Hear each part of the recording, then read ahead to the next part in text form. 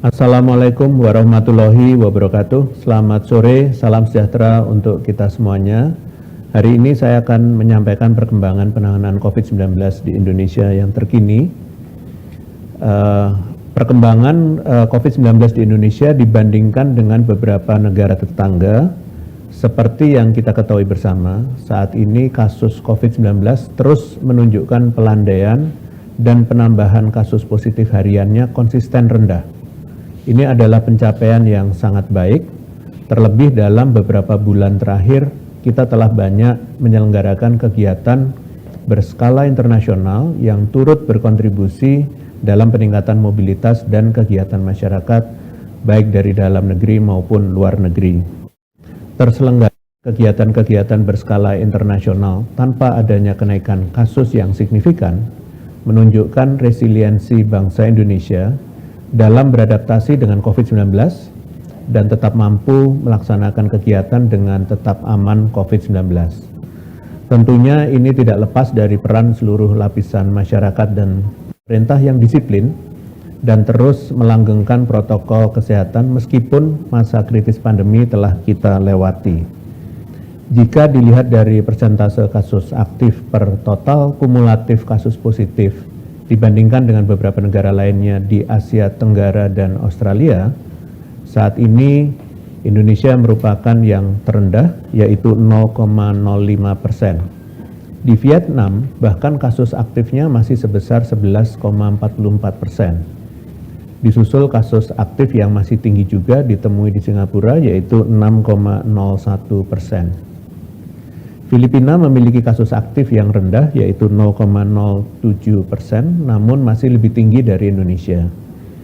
Ini adalah prestasi yang patut diapresiasi mengingat Indonesia mampu bersaing dan menunjukkan bahwa dengan karakteristik negara yang terdiri dari berbagai pulau, suku bangsa, dan karakter masyarakat yang berbeda-beda, dan sempat mengalami berbagai keterbatasan sumber daya dalam penanganan pandemi, kita tetap mampu memanfaatkan dan menggerakkan seluruh komponen bangsa untuk terus berkontribusi dalam menekan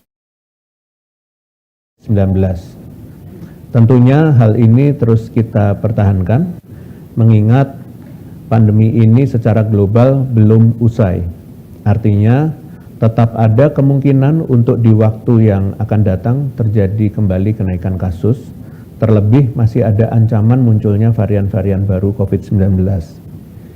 Selain mempertahankan kedisiplinan protokol kesehatan, upaya pencegahan juga penting dimaksimalkan dari segi vaksinasi COVID-19 bagi masyarakat. Sayangnya, jika dibandingkan dengan negara lain, cakupan vaksinasi dosis lengkap dibandingkan dengan total penduduk Indonesia baru mencapai 62%, lebih rendah dari negara-negara lainnya. Cakupan vaksin dosis 2 yang tinggi terdapat di Singapura yaitu 91%, Australia 84%, Malaysia 83%, Vietnam 80%, dan Thailand 75%. Hanya Filipina yang cakupannya di bawah Indonesia yaitu 34%. Hal ini penting menjadi perhatian mengingat semakin besar cakupan vaksinasi akan semakin memproteksi masyarakat dengan skala yang lebih luas lagi dan mengurangi potensi penularan virus di tengah masyarakat. Meskipun angka ini telah mencapai target yang ditetapkan oleh WHO di bulan Juni, yakni minimal 60% pada vaksin dosis kedua, namun mengingat Indonesia adalah negara dengan penduduk terbesar keempat dunia, maka persentase ini harus terus ditingkatkan. Sejauh ini jumlah penduduk yang telah divaksinasi dosis kedua adalah 167,5 juta jiwa dari total 273,5 juta. Melihat cakupan dari negara-negara tetangga yang lebih tinggi dengan jumlah penduduk yang lebih rendah dari Indonesia, seyogyanya terus memotivasi kita untuk dapat terus meningkatkan cakupan vaksinasi hingga melindungi sebanyak mungkin penduduk. Pemerataan cakupan vaksinasi di seluruh provinsi juga menjadi hal penting yang harus diupayakan. Meskipun angka nasional telah mencapai 62%, namun saat ini masih terdapat 6 provinsi dengan cakupan di bawah angka nasional. Provinsi tersebut adalah Sulawesi Tengah, Maluku Utara, Sulawesi Barat, Maluku, Papua Barat, dan Papua. Selain itu, penting juga untuk berfokus pada perlindungan kelompok rentan, salah satunya lansia. Meskipun kasus COVID-19 sudah mereda, namun ancaman tersebut masih ada dan kelompok rentanlah yang akan paling signifikan dampaknya apabila terpapar. Penting untuk terus mengevaluasi cakupan vaksinasi lansia di seluruh wilayah di Indonesia. Namun sayangnya saat ini masih ada provinsi di Pulau Jawa yang cakupan vaksinasi dosis 2 untuk lansia masih relatif rendah, yaitu Banten dengan cakupan vaksinasi dosis 2 untuk lansia sebesar 68,9%, Jawa Tengah 67,4%, dan Jawa Timur 64,1%. Upaya peningkatan cakupan vaksinasi ini perlu dibarengi juga dengan monitoring secara berkala antibodi tubuh terhadap virus di tengah masyarakat melalui serosurvei. Berdasarkan hasil serosurvei oleh Kementerian Kesehatan pada Maret 2022, diketahui 99,2% masyarakat Indonesia sudah memiliki antibodi COVID-19, baik antibodi yang berasal dari vaksinasi maupun infeksi. Kenaikan proporsi penduduk yang sudah memiliki antibodi ini terjadi di semua kelompok umur dengan kenaikan tertinggi sebesar 21,8% di kelompok umur 1 sampai dengan 11 tahun dan 7,6% pada kelompok umur di atas 60 tahun. Untuk itu saya mengingatkan kembali kepada seluruh masyarakat dan pemerintah untuk tidak lengah dan tetap siaga selama pandemi COVID-19 belum dicabut statusnya oleh global, meskipun kasus di Indonesia telah melandai. Keberhasilan yang telah kita raih hingga saat ini penting untuk dipertahankan dan terus diupayakan agar dapat bertahan selama mungkin. Vaksinasi, terutama pada seluruh penduduk di Indonesia, tidak hanya target saja, penting untuk terus dikejar. Lansia sebagai kelompok rentan, penting untuk menjadi prioritas utama perlindungan dengan terus meningkatkan cakupan vaksinasi dosis 2 dan 3 untuk lansia. Kepada seluruh pemerintah daerah dimohon untuk memonitor angka cakupan vaksinasi di wilayahnya masing-masing dan segera koordinasikan dengan Kementerian Kesehatan mengenai ketersediaan dan distribusi vaksin sesuai kebutuhan. Kepada masyarakat, kita dapat berkontribusi dengan mengajak sanak saudara, keluarga, dan kerabat yang belum divaksinasi untuk segera melakukannya. Ingat, kekebalan kolektif adalah tameng utama kita dalam mempertahankan keberhasilan melawan pandemi COVID-19. Selanjutnya saya hendak menekankan kembali bahwa Indonesia masih senantiasa berhati-hati melakukan pemantauan terhadap kasus COVID-19.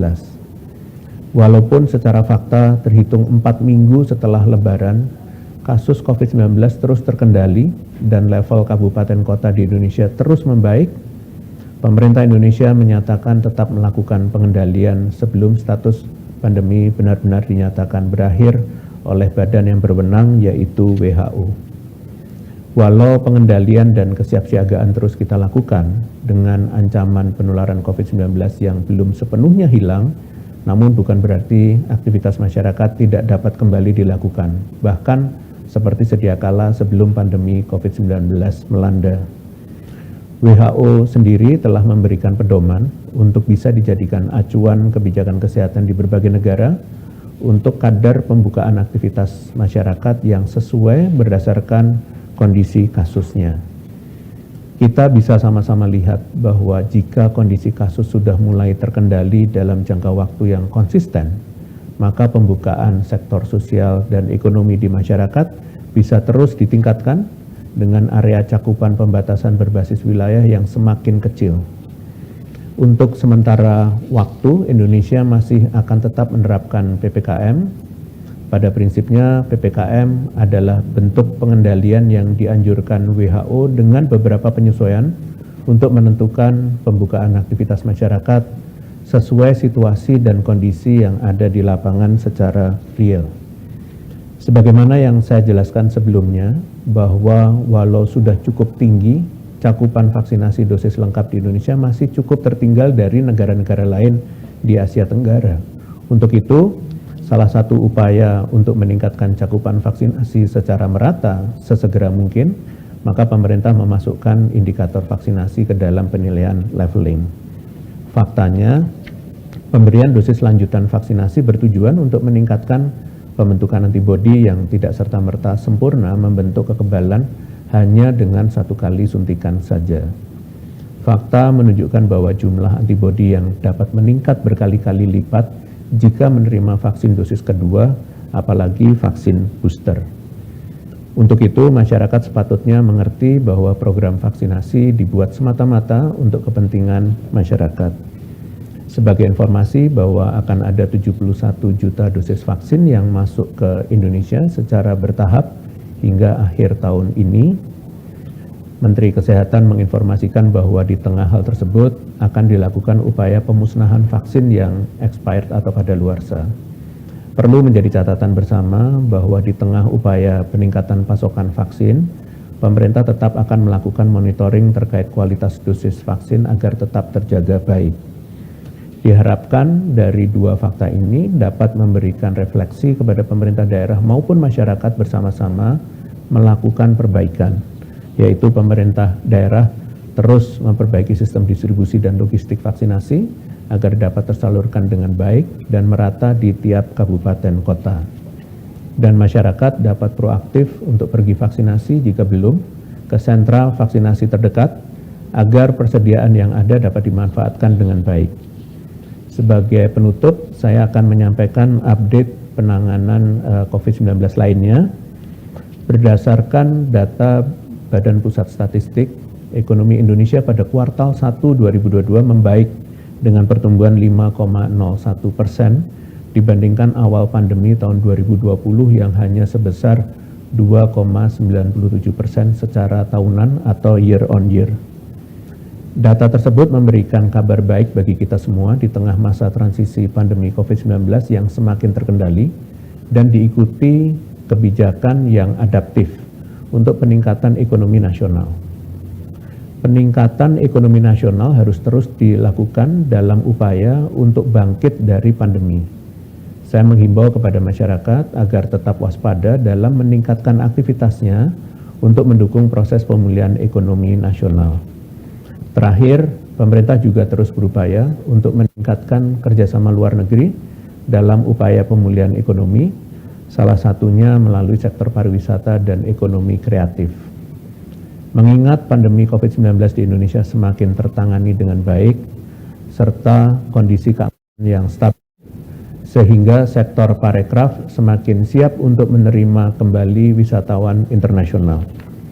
Dan pada 1 Juni lalu, pemerintah Indonesia melalui Kementerian Pariwisata dan Ekonomi Kreatif bersama Satgas COVID-19 dan pemerintah Singapura melakukan pertemuan untuk membahas kebijakan pariwisata, pelonggaran pembatasan perjalanan, serta optimalisasi destinasi wisata di Batam, Bintan, dan Bali, agar Indonesia bersama Singapura dan negara-negara ASEAN lainnya dapat membuat Asia Tenggara sebagai destinasi wisata yang atraktif. Hal ini bertujuan untuk membantu pemulihan ekonomi dan membuka lapangan kerja yang lebih luas. Momentum ini harus dipergunakan sebaik-baiknya untuk akselerasi di semua sektor, terkhusus transportasi udara, untuk bisa bersaing dan mendukung aktivasi sektor pariwisata nasional dan internasional. Sekian, saya lanjutkan dengan sesi tanya-jawab media. Terima kasih. Terima kasih, Prof. Pertanyaan pertama dari Fitri, liputan6.com. Seiring dengan jumlah pasien COVID-19 semakin menurun, apakah biaya perawatan COVID-19 nantinya tidak lagi ditanggung pemerintah? Baik, terima kasih liputan6.com. Sampai dengan saat ini berdasarkan keputusan Menteri Kesehatan RI nomor 104 tahun 2020 menyatakan biaya perawatan COVID-19 masih ditanggung oleh negara. Terima kasih. Baik. Pertanyaan kedua dari penanya yang sama, izin update Prof, setelah adanya pelonggaran masker di ruang terbuka, kapan pemerintah mempertimbangkan bebas masker sepenuhnya? Apa saja pertimbangan untuk bebas masker sepenuhnya? Terima kasih. Baik, seperti yang saya sampaikan sebelumnya, saat ini Indonesia masuk ke dalam proses transisi COVID-19 dan Badan Kesehatan Dunia atau WHO masih belum menyatakan pandemi berakhir. Sehingga sebagai bagian dari dunia diharapkan kepada masyarakat tetap melakukan upaya pengendalian, salah satunya penggunaan masker. Dan terakhir, pemerintah juga terus mempertimbangkan dinamika kasus COVID-19 secara nasional dan internasional dalam menentukan kebijakan selanjutnya. Baik, terima kasih atas perhatiannya. Dengan demikian konferensi pers berakhir. Selamat sore. Wassalamualaikum warahmatullahi wabarakatuh.